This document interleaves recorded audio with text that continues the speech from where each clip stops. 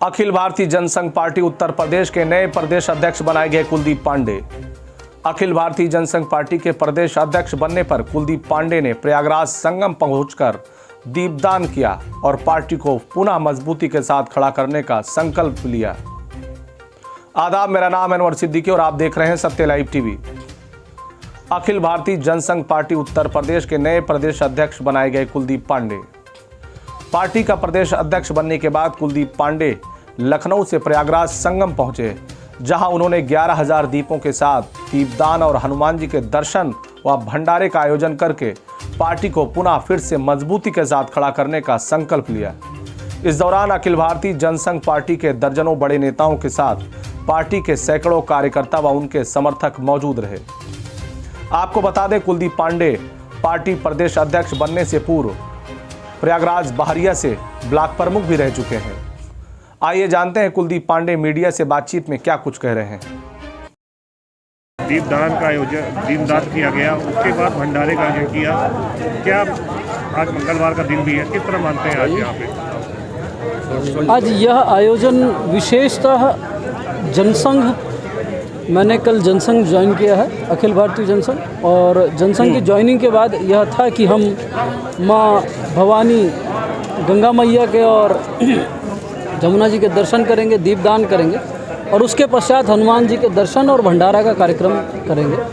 क्योंकि जनसंघ यह वही जनसंघ है जो 1951 में जिसकी स्थापना प्रोफेसर बलराज मधोक जी, स्वर्गीय श्यामा प्रसाद मुखर्जी जी और स्वर्गीय दीनदयाल उपाध्याय जी द्वारा किया गया था। कुछ समय के बाद, कुछ समय काल तक जनसंघ गर्दिश में था और कई संगठनों द्वारा यह दावा किया जाता था कि जनसंघ हमारी पार्टी में विलय कर चुकी है, जबकि ऐसा कोई कहीं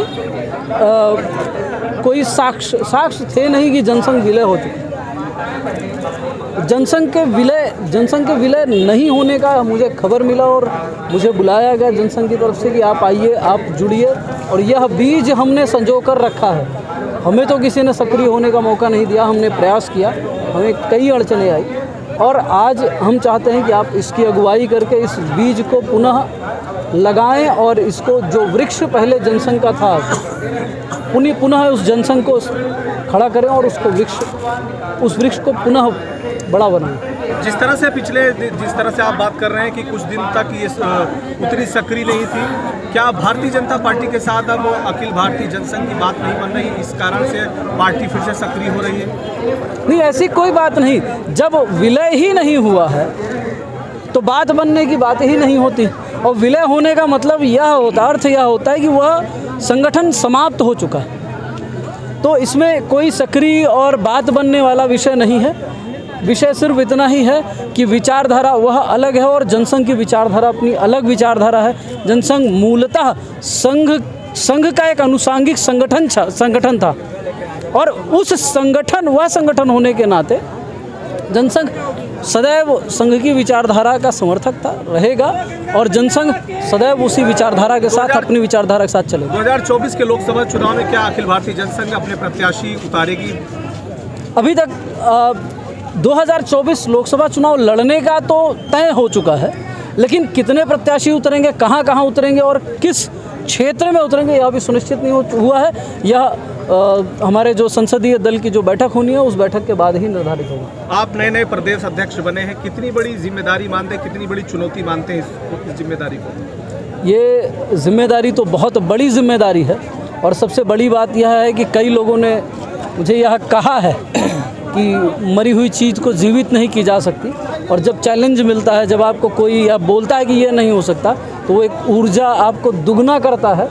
और मैं यह नहीं मानता हूँ कि जनसंघ कभी समाप्त हुआ था।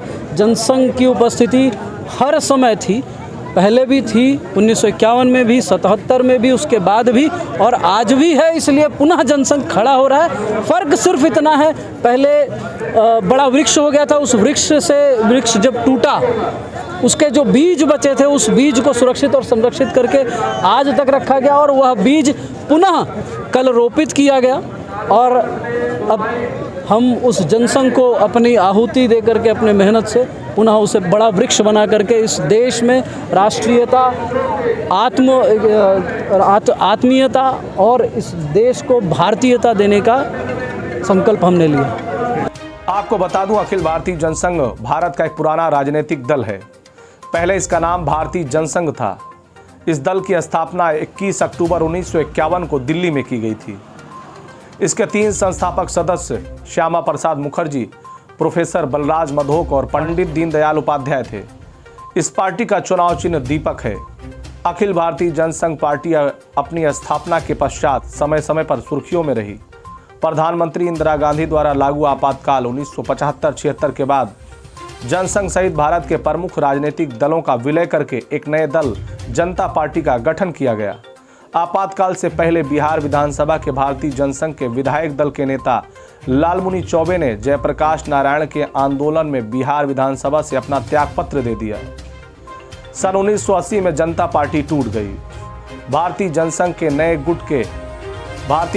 नए गुट ने अटल बिहारी वाजपेयी और लाल कृष्ण आडवाणी के नेतृत्व में जनसंघ से अलग होकर समाजवादी और गांधीवादी विचारधारा के नेताओं के साथ मिलकर भारतीय जनता पार्टी का गठन किया।